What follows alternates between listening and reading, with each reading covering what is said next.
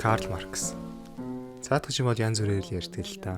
Нэг талд нь хүндрэлтний дэлхийн ертөнцийг мунхруулагч, төөрөлдүүлэгч, хүндрэлтний түүхэнд байсан хамгийн том хард толбнуудын нэг гэж үзэж байгаа.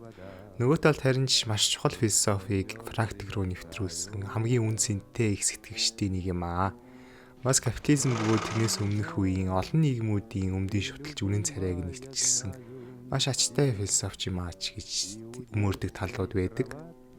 Тэгээ энэ бичлэгээр бол би коммунизм гэж юу юм, социализм гэж юу юм, марксизм гэж юу юм, хоорондоо яг ямар ялгаатай, ямар холбоотой, ямар учир жанцангаар хоорондоо холбогдчихдаг үндэс түүхтэй юм бэ гэдэг талаас нь ер нь нэлийн авахж тайлбарлана. Тэгээд юм түрүүнд хэлэхэд энэ бичлэг бол ямар нэгэн социализмыг ч юм уу, коммунизмыг сурталчлах зорилго бол ерөөсөө агуулаагүй гэдгийг хамгийн түрүүнд шийдэх нь зөв хэрэг баг. Энэ бичлэг угаасаа миний анхны бичлэг болж орж ирэх бах. Энэ сувгаар бол би ерөөхдөө хүн болгоны тархины мохорт байж идэг. Хүн болгоны хагас дутуу эмх замбраагүй мэдлэгнүүдийн хооронд нь зангидж маш ойлгомжтойгоор голон системтэйгээр тайлбарлаж өгөх зорилготой байгаа. Ерөөхдөө миний чин хүсэл бол монголчуудыг соёнгийн ирэхэд жоохон жолтгой хөв нэмрээ оруулах юм аа. За тэгээд бичлэгээ ширүү ороод темной ночью хранила. Хүндрэлтний түүх бол эрдөл ангийн үзэл. Магадгүй Карл Маркс ингүүд их хүмүүсийн хамгийн түрүүнд санаанд ордог хэллэг бол энэ баг. Давчхан тайлбарлах юм бол соёл иргэншил үүссэн цагаас л эхлээд ерөнхийдөө бараг тэрнээс ч өмнө бүр нэг овголдог сөрүүлдэг ах үеэсээ л яалтчгүй хүмүүс хоорондын нийгэмд анги давхар гэдэг зүйлс зайлшгүй үүссээр ирсэн байгаа юм л та. Байгалийн зам гэдэг нь өөрөө хизээж шудраг эрх тэгш байдгүй болохоор хүний нийгэм ч гэсэн түүхийн туршид хүчтэйгээсээ хүч хөөрөж чиглэсэн анги давхаргаас л бүтдэг байсан гэж хэлж байна. Тэгээд ихэндээ дотооддоо анги давхаргаа үсгчээд цаашаа гадагшаага буюу бусад улс орныг эзэлж улам мөргөн хүрээний анги байгууллаа. Тэрнийхээ оройд ноёлох гэсэн хүслээр хөтлөгдөж явдаг байсан байна. Эцэснийгээ дараа бол мэдээж боол эзэн те. Боолод бол ямар ширхчлөөгүй хүүхдэн хүртэл утам залгаж боол болж зүтгэн нэтргээл. Зүгээр нэг тийм мал үржүүлэх шиг л боолуудыг хэрэгсэл болгож хардаг байсан баг. Гэтэ боолууд мэдээж мал биш болохоор энэ үр дүрвэжлэхгүй штэ. Буслаг гарна өөрөөр хэлбэл одоо тэр доогуурх ангийн тэмцэж эхэлнэ. Тэгэнгүүт боол эзний нийгмээсээ хамжлаг эзний нийгэм буюу феодал юу эхэлж байгаа юм л та. Эзнүүд нь одоо бол тийм төрийн түвшний ноёд хаад гэхээс илүүтэй харьцангуй чөлөө зах зээл шиг зүгээр тийм газар эзэмшдэг баячууд ч юм уу те. Доороо хамжлаг ажилчид ажилуулад оронд нь амьдрах байр хоол ундаар хангадаг. Хамжлаг ард нь бол яг уу боолтой харьцуулахад хамаагүй эрх чөлөөтэй хүсвэл тэр газраасаа яваал хот жижиг үйлдвэрт ороод ажиллах сонголттой. Гэтэл тэр хүний эрх хэдэр бол одоо ихтэй харьцуулшгүй бүдүүлэх болохоор хамжлаг гэдэг нь бол ер нь бол зүгээр арай эрх чөлөөтэй боол гэсэн үг байхгүй яг. Бас тэр газарт нь ганц хамжлагч нөгөө Африкаас аргацсан ч юм уу газар нутгаа эзлүүлсэн хотуудын боолууч гэсэн бас байсан байгаа бүр хүмүүсийг алга болчоогүй. За ингээд феодалын нийгэм бол хэдэн зуун жил үргэлжлэж байгаад хэд хэдэн нөлөөний үндсэндээ дараагийн шилжилт нь болсон гэж үздэг юм байлээ. Эхнийх нь болохоор хар тахал хүн бол Маркс осч исэн байх нөгөө Европ даяар хүн амынх нь 3/1 нь хөнөөсөн аимшигтай тахал болж исэн шүү дээ. Тэгээ тэр олон хүмүүс хар тахлаар үхээд газар тариалан эрхлэх хүн хүч номстоод ирэнгүүт нөгөө газрын эзэд чинь ч гэсэн мал аж ахуй өдрлөө өргөдөг ч юм уу. Ямар ч хэлсэн маш олон хүний хувьд хуучин шигээ тэр нэг баяны газар дээр нь хамжлаг болоод амиа зоож цуг амьдэрчих боломж нь багасаад ирж байгаа байхгүй юу. Ингээд тэр олон ажил хүмүүс чинь хот руу төлөрж эхэлнэ. Гар уллын үйлдвэрүүд ирэлтээ болно. Нөгөө талд ч гэсэн бас яг нөгөө Колумбус Америк ТV-г нээж илүүлрэнгүүтээ очиод уугуулад чинь хамаг галт эрдэнсийн дээрэмдээд өөрсдийн уурхаад хүчээр шахуу ажилуулад ариг бооцолж байгаад тэр баялахаараа худалдаа наймаа хийгээд ганц Европын шилтгүүд дэлхийн тахны эдийн засгийг ерөөхдөө нэлийн томруулж байгаа штэ тий. Маш хүчтэйгээр эргэлдүүлчихэж байгаа. Тэнгүүт одоо худалдаа наймаж дийдэг хүмүүс маань нөгөө нэг төрийнхнөөсөө нөгөө нэг газрын эздээсээ ч юм уу илүү чухал, илүү баян баг хамгийн их мэдлэлтэй хүмүүсийн худалдаа наймаж толоод ирж байгаа юм л та. За нэг ойлгомжтой өстэй те. Капитализм. Ерөнхийдөө угаасаа үеийн үед л анги давхрууд орсоор ирсэн байгаа. Үеийн үед л тэр анги давхрууд нь хоорондоо бас тэмцээр ирсэн байгаа нь бол Марксийн санаа. Тэгээ хүмүүсийн бас нэг ойлгодог жоохон дашаа маягийн ойлголт нь болохоор Карл Маркс зүгээр капитализмд л дургүй болохоор капитализмыг л яснаасаа үзий яддаг учраас тийм ном бичээл өвөө болгоны шүүмжилж хайгаал исэн гэж ойлгодог. Гэхдээ яг үүндээ Карл Маркс капитализмыг феодалын дараагийн шат гэж харж исэн. Тэгэхээр ерөөхдөө капитализмыг бол өмнөх феодалын нийгэм ч юм уу тэрний өмнөх анчтын нийгэм ч юм уу тэр эртний нийгмүүдээс бол хамаагүй дээгүүр тавих. Угаасаа хамаагүй хүмүүнлэг нийгэм гэж Маркс үзэх байсан байх гэж боддог. Зүгээр яг тэр үеийнх нь нийгэм нь капитализм байж таарсан учраас л угаасаа капитализмаас феодал руу буцна гэж байхгүй гэж тооцоолоод социализм руугаа хурдхан шиг давхиа дараагийн шат руугаа орох цаг болчлоо гэсэн үднээс л капитализмыг өөлж муулж эхэлсэн байх гэж боддог юм аа.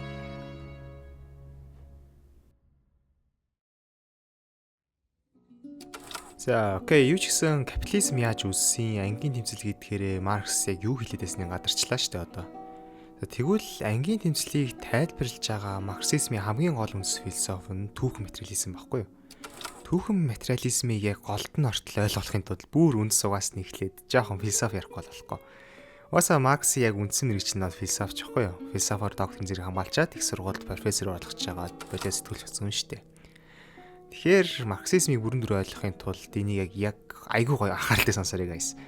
За, философийн бүх үзлүүд бол нэг нь нөгөөдөө нөлөөлж идэг, нэг нь нөгөөгөөс ургаж гарч идэг, хоорондоо салшгүй нэг толботой байдаг. Тэгэхээр түүхэн материализмыг тайлбарлахын тулд бид нэр ихлээд бүр 2000 гаруй жилийн өмнөх Аристотель руу буцахаас өөр ямар ч аргагүй. Аристотелоос ч гэсэн цаашаа Плато, Сократ эдгээр явуул л да. Гэхдээ сэтгүүсээ жоохон альчих гээд байгаа болохоор алгаслаа би утгуугаасаа бүр тусдаа бичлэг хийн. За, Аристотелийг бол угаасаа хүн болго мэдэх бах. Хүн төрлөختний мэдлэгийн их хэцэг гэж яригддээ шүү дээ, тэ. Аристотель юмсын эссенс буюу мөн чанарыг хувиршгүй гэж үздэг байсан. Алимны үр тариул алимны модал ургана шүү дээ. Алимны үрнээс одоо мандрины мод ургана гэж байхгүй. Тэгэхээр өөрөөр хэлбэл юмсын мөн чанар нь оршихуунаас өөртдөг буюу алимны мод оршихоос өмнө мөн чанар нь аль хэдийн тодорхойлогдсон байсан гэсэн үг. Ингээд сонсвол яг оновчтой ч гэсэн цаа чинь энийгээ бүр бүх юм наагаад боол бол бооллоо харт өрсөн боолын ажиллал хийх ёстой гэл одоо сонсвол нэлээд болох хатуу үзэл болоо явчихдаг байхгүй юу. Тэгэд энэ үзэл явсаар угаасаа Плато, Аристотель хоёрын санаанууд Христийн шашны философитой ч гэсэн олон талаар нөхцөлсууж болдог болохоор харахгүй зууны турш нэг амар дөрвтэй өөрчлөгдөхгүй байжгаад Хегел дээр ирээд нэг том шинжилгээ хийгдэж байгаа. Хегелийн болохоор манай философи сонирхчдод бол мэдээж угаасаа хандахгүй, сонирхт хүмүүс ч гэсэн царайг нь бол хаанигтай харж исэн байх гэж бодож байна. За, Аристотелегаар бол тэр эссенс мөн чанар гэдэг нь тийм хувиршгүй шахуу статик зүйл байгаа шүү дээ. Ямар ч юм байсан өөрийнхөө л потенциалыг хязгаарлуу цаанаасаа л зөвхөн өөрийнхөө л эссенс рүүгээ тэмүүлэх ёстой гэсэн нэг тийм шугам шинжтэй те. Хегел харин энийг болохоор Сократийн диалектикаар өөрчлөө тайлбарлацсан байхгүй юу? Диалектик гэдэг нь товч тайлбарлах юм бол тезис, антитезис хоёр нийлээд илүү дээр синтезисийг үүсгэх гэсэн зарчим. Тэр одоо нэг хүн төрсийг одоо бөөрийнхий гэж хараад нөгөөх нь тэгш өнцөг гэж харж идэл яг үнэндээ тэр төс нь цилиндр байж таарлаа л та. Тэнгүү юм бол тэр нь диалектик явчлаа гэсэн үг байхгүй юу? Тэгэхээр жишээ нь Аристотелегаар бол утасны эссенс буюу хамгийн гол мөн чанар нь ярьж болтгол байх хэвээр. Ярьж болтгол бол утас мөн, ярьж болтгол утасыг бид утас гэж хэрэглэнэ гэж хэлэх байсан баг. Харин Хегелийнхэр тезис нь за окей үнэхээр л утас ярьж болдог байх хэвээр санал нийллээ. Харин антитезис нь юу гэж орж ирэх вэ гэхээр ер нь утсаар ярих чинь тийм чухал юм уу? Ярьж болдог байх нь тийм чухал юм уу? Би утсаар дуу сонсомоор шүү дээ. Би интернет ормоор шүү дээ. Тэгвэл синтезис нь утсаараа ярьж болдог, дуугаа сонсч болдог, интернет ч орж болдог, iPhone үсчиж байгаа юм. Юу бол жишээ нь бол багтаа утас авахыг хүсдэг байсан шалтгаан нь тоглоом тоглохыг хүсдэг байсан. Тэгэхээр миний хувьд бол одоо жишээ нь утасны гол мөн чанар нь ярих биш байсан байгааз. Би өсвөл одоо ч гэсэн Discord ороод ярьчих болно шүү дээ. Тэгэхээр одоо миний компьютерийг ч гэсэн бас усах юм уу? Миний компьютерийн гол эсэс юу юм бэ гэж цаашаа ургаад явчих болно. За ямар ч гэсэн өөрөөр хэлэх юм бол Аристотелегаар юм болгонд дах эссенс нь тийм олон шин чанараас бүрдэх цогц хувиршгүй статик шинжтэй цаанаас оногдсон зүйл байдаг бол Хегелийнхэр эссенс нь диалектикээр байнга хувир сайжирч идэг тийм динамик шинжтэй.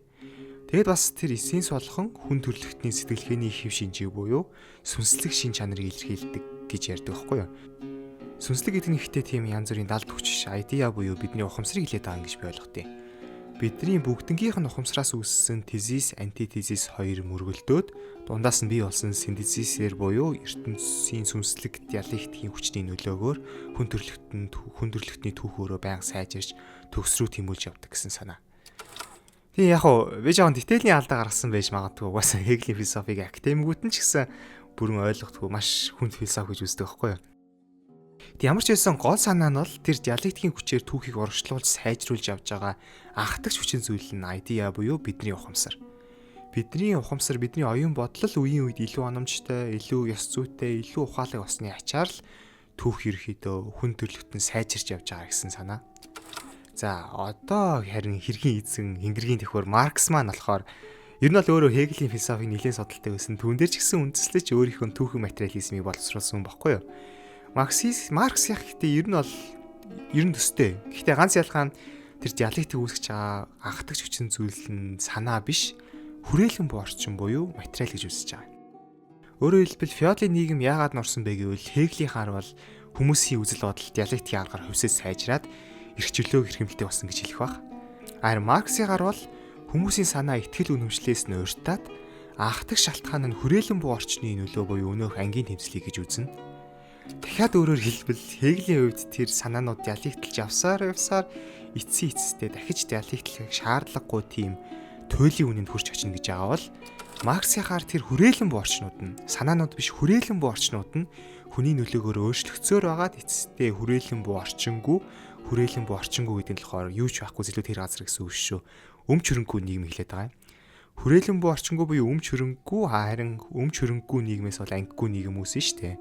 Ангигүй нийгэм харин үүсчих юм бол дахиж хизээч эсрэгцэл зөрчил болохгүй буюу Марксийн хувьд тэр хүн төрөлхтний хамгийн эцсийн дээд зогсоол нь коммунизм юм гэсэн төгөлд гарч ирж байгаа. Ерөөсөө л хүн төрөлхтний хамгийн эцэст нь хүрэх ёстой төгс утопия гэсэн үг байхгүй коммунизм нь. Яалчгүй заасан дээр бол бүр үнэхээр л зүс хөөрөг мөр алдаа мадаггүй шууд уншаал коммунизм байгуулчмаа санагдахаар гоё бичсэн байгааз. Гэтэ угаасаа практик дээр ямар шүү гэдэг нь бол 100 жилийн өмнөх сургамж байгаа те. Жижекэ Дисловины философч байдаг орчин үеийн марксистуудыг бүр маш хатуугаар шүмжилсэн байдаг. Юу гэж хэлсэн бэ гэхлээр марксизмын гол зарчим түрүүний миний хэлсэн түүхэн материализм буюу диалектикаар түүх хөгжиж явна гэсэн санаа байгаа шүү дээ Хегелийнхтэй адилхан. Тийм байхад марксистууд нь өөрсдөө түүхээ зарцаацсан буюу Марксийнхаа үгийг ямар ч шүүлтүүргүйгээр ямар ч диалekтлахгүйгээр үг дуугүй шашны сургаал шиг дагаж явсан нь өөрөө Марксийнхаа эсрэг үйлдэж байгаа марксистуудын гэмт хэрэг байсан гэж маш үнэн бөгөөд хатуу шүмжилсэн байсан. Би ч гэсэн санал нийлсэн. Сүүлийн үед одоо жишээлбэл барууны тийнейжрүүд ч юм уу айгүй нэг ядраа тийм ярьдаг болсон шүү дээ. Хүн төрөлхтний түүхэнд коммунизм байгуулж исэн нэг ч түүх байхгүй. Бүгд социализмын шатан дээрээ фейлдээд дарангуулын систем рүү альтэрцсан. Одоо харин дахиад нэг гад үсэх юм бол яг л жихэн гоё коммунизм байгуулж нухааны юм яриаша. Өөрөөсөө түүхийг 100 жил зарцааж хайчаад арай гэж нэг буцаж диалектикч эхэлж яхад нь дахиад нөгөө утопиа дээрээ гамблах гээд байгаа юм уу? Яах гэдэг мэдгүй. Түүхэнд коммунизм байгуулж исэн нэг ч тохиолдол байхгүй гэж ярьдаг. Яг үнний ортой. Гэтэ за юу ч гэсэн коммунизм, социализм, марксизм гурийнхаа ялгааг одоогоос тайлбарлчих. Коммунизм бол нөгөө сая түүхэн материализмтэй холбоотой тайлбарлсан тий. Социализм, марксизм хоёрын ялгааг одоо товчхон тайлбарлах юм бол за хамгийн анх гарч ирсэн нь социализм 18 дугаар зууны сүүл орчимд Чарльз Фурье, энэ ихтэй Фурьегийн цооны Фурье биш шүү. Чарльз Фурье Сент-Симон тэргүүтээ хэзэтгэгчдэр бичсэн идеологи гэдэг юм байлээ социализмыг.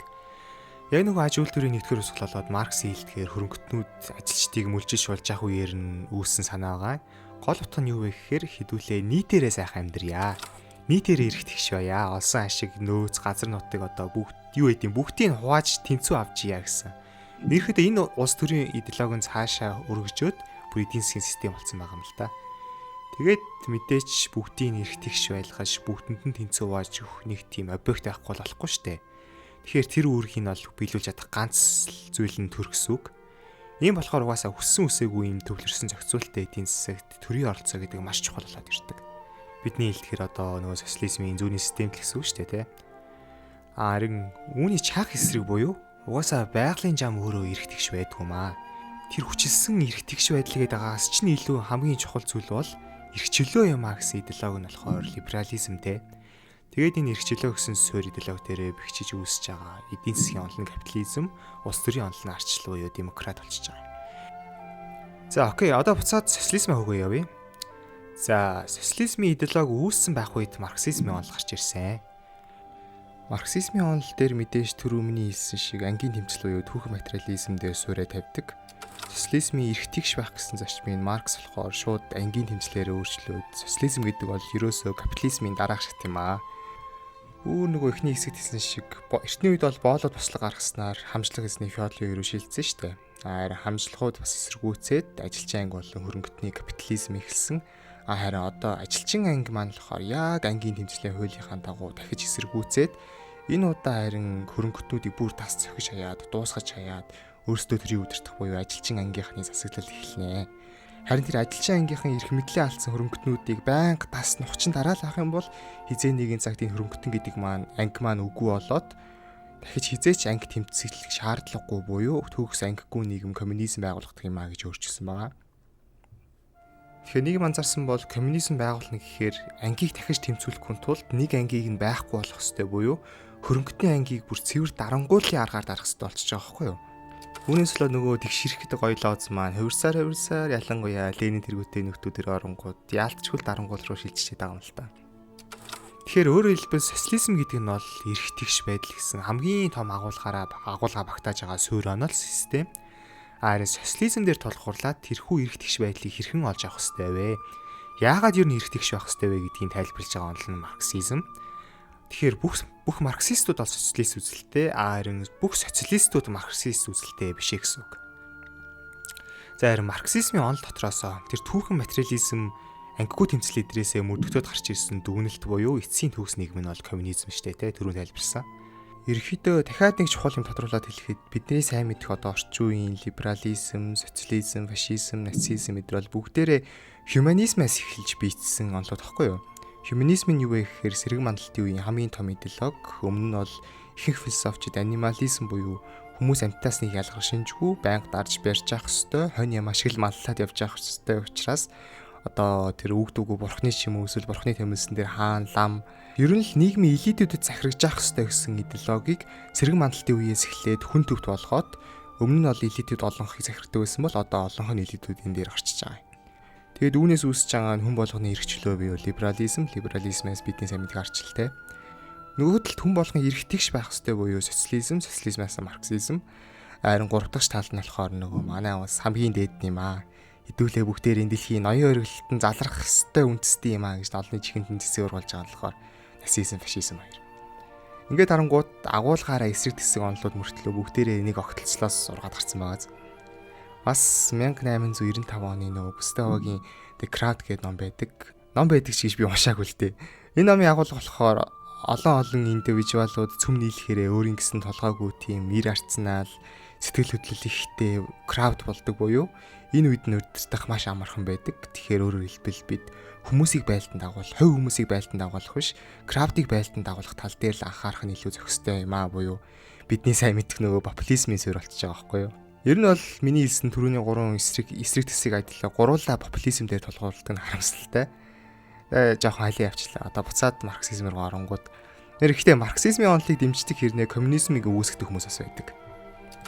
Жишээ нь одоо Марксийн хамтрагч Энгельсийн бүр менти суралцагч нь байсан Барнштайн болохоор марксизм мөртлөө Марксийн хэлжсэн зарим предикшнүүд бол биелэхгүй байна. Капитализмыг бас арай буруугаар харчжээ манай Маркс гэсэн.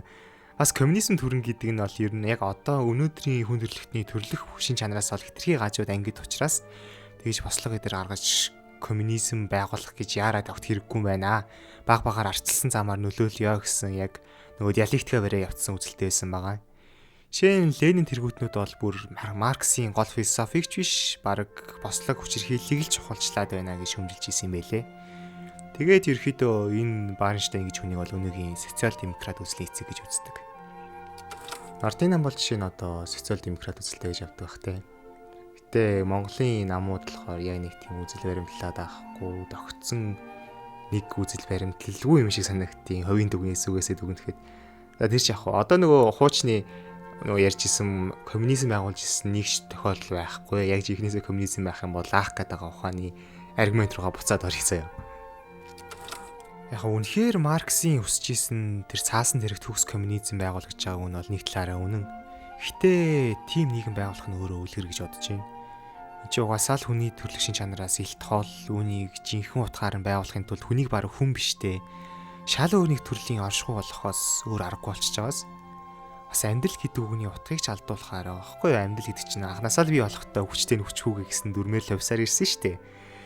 Тэгэхээр за яг хуу амьдрал бол зовлон гэсэн буддизмын ч юм уу философиор дэмжиж үзвэл амьдралын тэр анхдагч дүрмийг эсэргүүцсэн Марксийн онол бол жинхнээсээ бидний тэр зорих хөстэй эцсийн зогсоол утопи явж олно л доо. Тиймээс хүн төрөлхтөн коммунизм байгуулах нь зөв буруу юу гэж бол ерөөсөө шүүгээгүй. Зүгээр биелэх боломжгүй. Биелэхийн тулд хүн байхаа амьдрал байхаа болж иж л биелэх юм болоо да. За магадгүй хэдэн зуун жилийн дараа хэдэн мянган жилийн дараа ч юм уу бид нар бүгдээрээ нэг тийм яс зүүн оргилт ч юм уу баг хигээрэлт ч юм уу хүрсэн тийм үед л юу юмхээс одоогийн бидний үед бол хизээж бүтэхгүй мөрөөдөд ч хэрэггүй. Гэтэ яг ортос мартаж говьлж болохгүй зүгээр яг мэдлэгийнхээ мухарт хийгээд сургамж олоход яваад явж хаталтай хөрсөн онол гэж би үзэж байгаа. Тийм болохоор энэ бичлэг хийж байгаа. Барууны залуучууд чинь эрхчлөөгүй байж үзээгүй чинь эрхчлөөний үн цэнийг ерөөхдөө ойлгохгүй шүү дээ. Нөгөө айлын ол хамттай гэдэг шиг манай монголчууд зүүн Европын Балкануудыг энэ 20 дугаар зуунд хэл гоём үзээ туулаа гаргаж ирсэн гэж боддсон юм шиг байгаа. Эсвэл бид хэдийг тэр коммунизм гэдэг сайхан онолыг биелүүлж чадаагүй их л тэнэг хүмүүс ч гэж боддtiin юм уу яа тийм бүүмэд. Ямар ч гэсэн манай Z generation-ийнхан бол яг зүүнний хүмүүжлэлтэй эцгийн гар дээр өссөн болохоор эрхчлөөний үн цэнийг бол маш сайн мэдэн штэ. Эрхчлөөнийхөө төрш тэмцэлцээлсэн эцэг ихтэйгээ өсөж таних гэж. Тийм болохоор бидэд бол харьцангуй эрхчлөөний үн цэнийг ойлгох чинь миний санаа зовдөг зүйл гэх юм бол дараагийн бета generation ч юм уу, альфа generation ч юм уу. Тэр хүмүүс ч эрхчлөөгөө байж үзээгүй учраас эрхчлөөний үн цэнийг ойлгохгүй яг барууны тийнейжрүүд шиг янз бүрийн яриад явах үедээ гэж бас би жоохон имээдийн. Энэ бичлэг гэсэн коммунизм шиг муухай байхгүй шүү. Коммунизмстэй бүү үзэд гэсэн байдаг л нэг явцсан сүртэй ухуулаг маягийн бичлэг байхаас илүү яг яагаад коммунизм болохгүй? Яг улсоор философоор нь ухаж тайлбарлаад сануулсад нь илүү үр дүнтэй байх гэж бодлоо л доо. За, ерөөхдөө коммунизмыг бас одоо капитализмаа жоохон муу хийдүүлээ.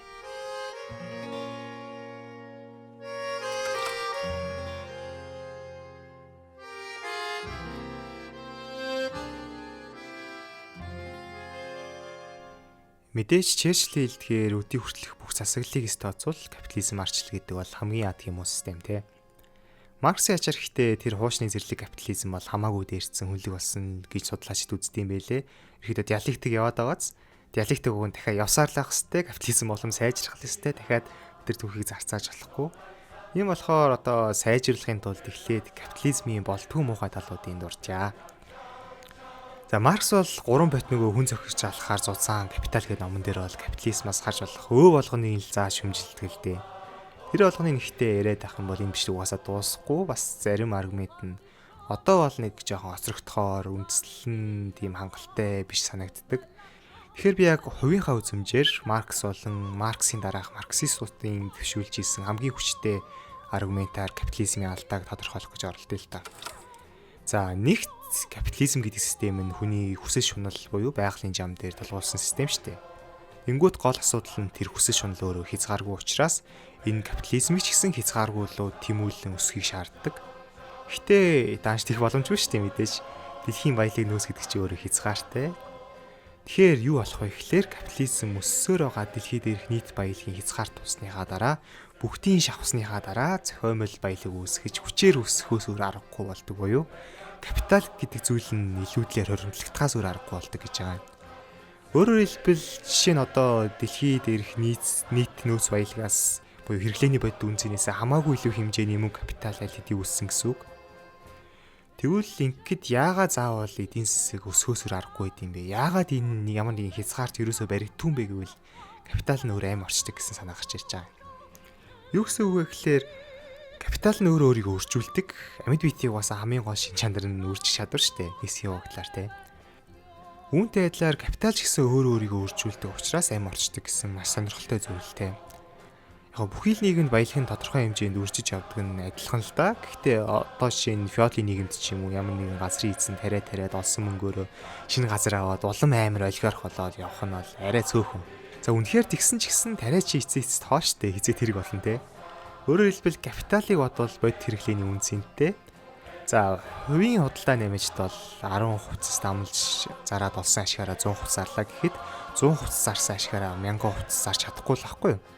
Тэгэхээр капитал шиг тийм хурдцтай үржиж чадахгүй байгааз.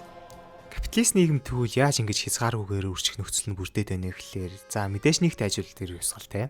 өмнөхөөс хамаагүй их бүтээгдэхүүн үйлдвэрлэх боломжтой болчихж байгаа нь бол илүү их мөнгө эргэлдээд илүү их капитал үүсгэх нь ойлгомжтой. За харин хоёрт байж болох бүхий л зүйлийг commodity буюу бүтээгдэхүүн болгочтой гэж байна. Жишээ нь өмнө нь бол хүн амьдрахын тулд дан идэх ч юм уу, тариа тарьдаг ч юм уу, ямартай ч зах зээлээс хараад тусаар өөрийгөө болгочих боломжтой байсан бол капитализмд бүх зүйлийг бүтээгдэхүүн болгочихж байгаа нь чи амьдрахын тулд бүтээгдэхүүн л авахаас өөр аргагүй. Бүтээгдэхүүнээс ангитаар тийм зөвшөөрлгүйгээр ан хийгээд ч юм уу, хүний эзэмшил газрын модыг тариа тавилга хийгээд явж болохгүй. Заавал бүтээгдэхүүнийг авах хэрэгтэй. Харин бүтээгдэхүүнийг нь авахын тулд чи өөрөө бас ямар нэгэн бүтээгдэхүүн зарах хэрэгтэй. Тэнгүүд чиний зарах боломжтой бүтээгдэхүүн чинь ажиллах хүч юм баггүй юу? Өөрөөр хэлбэл чи өөрийнхөө ажиллах хүчийг бүтээгдэхүүн болгож зарангуутаа цалин гэс нэрээр аваад тэр цалингаараа нэг алхаал бас нэг өөр янз янзын бүтээгдэхүүн болцсон болоод төвөрцөө объектуудыг худалдаж авч ийна гэсэн үг. Тэгэхээр мэдээч alienation үүснэ. Өмнө чи бол өөрийнхөө тарьсан ногоог идээд чамд нэг сүмнэр дурсаад өгчээсэн сэлбэрчний ч гэсэн маш сайн таньжсэн бол одоо миний өмсөж байгаа хувцсыг бол хин стийг нь мэдэхгүй, миний идэж байгаа талхыг ч гэсэн хин барьсныг мэдэхгүй шүү дээ, тэ. Бас мэдээч бүхий л зүйлс бүтээгдэхүүн болоод зах зээл рүү зутагдчихаар мэдээж зах зээл томорно. Тэгэхээр ерөнхийдөө бол нэгт аж үйлдвэр явуулсгал хоёрт бүгдийг нь бүтээгдэхүүн чилчиж байгаа энэ хоёр хүчин зүйл нь зах зээлийг томруулад томорсон зах зээл дээр капитал улам илүү хурдтай үржиж байгаа гэсэн үг байхгүй юу? За зах зээл өсгөх нь гэхдээ харин сайн юм биш. Угаасаа л капитал нь үржиж явах ёстой юм шүү гингүүд. Яг хөө тийм ээ тийм. Угаасаа зах зээл томорсны ачаар дэлхийд дахин нийтээрээ ядуурлаас ангиж ирсэн, арай гайгүй болсон. Одоо бол дэлхийн нийт ихэнх хүмүүс яаж дорцсон гэсэн өөрсдийнхөө идэх хоол, ор хоромжоо зохицуулчих хэмжээний хөрөнгөтэй болцсон гэж болж байгаа. Тэгэхээр нэг талаараа сайн. Гэхдээ яг энэ мөчид нэг том, маш том асуудал анзаарэгдэж эхэлдэг. За, капитал үрждэг гэсэн тийм үү? За, би энд 1000 төгрөгийн өртгөөр 10 талах бариад 1500-аар зарлаа. Миний ашиг 5000 те. Энэ 5000-аараа би дараагийн удаа 15 талах бариад заруул 7500 төгрөгийн ашиг хийн. Энэ ашигаараа 22 талах аваад дахиад 1500-аар зарангууд 11000 төгрөгийн ашиг гээд миний капитал уг нь бол тэр хүнийдээ хөөрхөн ургуу үржиж яваад байгааз. Гэтэл тэнд надаас хамаагүй илүү мөнгөтэй шууд ихнээсээ 1000 талах барьж зараад 500,000 төгрөгийн ашиг хийчихнэ те. Тэгэхээр өөрөөр хэлэх юм бол энэ эхлэх цэгээсээ шалтгаалаад капиталын үржих хурдны ялгаатай бөгөөд үржих хурдны ялгаатай учраас цаг өнгөрөх тусмал капиталын ялгаа нь улам бүр алдна гэсэн үг байхгүй юу? Дэлхийн нөгөө хамгийн баян 100 хүний хөрөнгө хамгийн ядуу 4 тэрбум хүний хөрөнгөөс илүүгээд нэг аимшигтай статистик байдсан шүү дээ. Харамсалтай нь тэр статс цаг өнгөрөх тусмал улам холцоор байгаа гэсэн үг. Та нар хэрвээ одоо дэлхийн хамгийн баян 10 хүний хөрөнгийг ажиллах юм бол сар тутмал баг хэдэн 10 тэрбум доллараар өсөж байдаг нь тийм учиртай. Цаг хугацаа өнгөрөх тусам капитал хурдан үржигдэн, цаг хугацаа өнгөрөх тусам дэлхийн бүх эрх мэдэл хэсэг бүлэг хүмүүс өрөмлөгдлээ л гэсэн үг. Энийг ойлгосон хүмүүс бол яг нөгөө зэрлэг капитализмын үед бол ялангуяа хурдхан л капитал өөрчилөхийн тулд хамгийн хэлбэрээр их ашиг хийхин тулд нөгөө ажилчдынхаа цагийг нэмдэг, цалинг нь таньдаг, багуунэр их ажил хийлгэж хөдөлмөрийн мөнжлөг хийх гэж улаардаг тийм ёс зүг үзэгдэл ол их ажиллагддаг байсан юм шиг байлээ л дээ тухайн үедээ. Ингүүт тэр ажилчид нь ч гэсэн яг үнэндээ өөрсдөө зах зээлийн хэрэглэгч штэ. Тэр хэрэглэгчид нь бага цалингаар худалдан авах чадамж нь буураад олон цагаар аюултай орчинд ажиллаад бас эрүүл мэндийг хохироод ирэнгүүт зах зээл нь бас тэр чигээр хомигдож эхэлнэ гэсэн үг. Энийг Маркс анзаараад капитализм нь өөрөө алдаатай, өөрийгөө тэгж нурааж унгаах тавилантай засаглал юм аа, систем юм аа гэж энэ номон дээр бичсэн байгаа. Тэгэхээр яг тухайн үеийн нөхцөл байдлаар нь бодоод үзэх юм бол үнэхээр л капитализмд үнд хитрхи харгас хин нэг нь алдааг нь шүмжлэхээс л өөр аргагүй нөхцөл байсан гэдгийг анзаарагддаг. Тийм болохоор би бол Марксыг нэг амар үзий ядаад туйлын нүгэлтэн гэж ишлээд байхыг хүсдэггүй. Одоогийн арай гайгүй эрүүл капитализмыг биш үнэхээр л тийм тухайн үеийн зэрлэг капитализмыг төсөөлөнгүүтээ Марксын оронд өөрийгөө тавиад үзэх юм бол ер нь аль тал нь зөв гэж дүгнэгдэх нь ойлгомжтой л доо. Тэгээд Марксийн зогссон өнөөдөр ч гэсэн анзаарагдахаар капитализмын хамгийн хар талууд бол эднэр. Гэтэ дахиад хэлий энэ бичлэгээр би коммунизмыг ч юм уу социализмыг дэмжих сэтэл олгох зорилгогүй зүгээр л капитализмын сул талыг жоохон нийтэд ойлгуулснаар энэ нийгэм өөрийгөө засаж сайжруулахад нь жоохон жолтгой нэмэр оруулахыг хүслээ. Хүн төрөлхтнөө ер нь хизээ нэгэн цагт тийм анги давхрахгүй шув шудраг эргэтгэж нэмэр хөрхүү эсвэл бид нэр зүгээр л энэ байгалийнхаа жамаар дуусшгүй тэмцлийнхаа нэг хэсэг байх тавилантай юу гэсэн асуултын хариултыг бол би энэ бичлэгээр өгөх гэсэнгүү угаасаа над мэт байтха хүн төрөлхтний хамгийн шилдэг сэтгэгч нар ч гэсэн хариултыг мэдэхгүй шүү дээ. Гэтэ нэг зүйл бол маш тодорхой авах хэрэгтэй. Түүх бидэрт нэг ч удаа үннийг үнгүү бэлгээж үзээгүй. Тэгэхээр бид нэр өөрсдөө л өөрийнхөө санаачлахаар түүхээсээ сургамж авч маш олон талын нэгт критик сэтгэлгээгээр маргааш ертөнцөө өчигдрийнхоос арай илүүдээр арай ухаалаг болгох нь л бидний хийх ёстой зүйл. Бидний бас хийж чадах ганц зүйл. Тийм. Тэгэхээр миний контентийг энэ хүртэл үзсэнд баярлалаа. Новшиг контент юм. За тэгээд дахиад удахгүй бичлэг орох байхаа. Баяртай guys.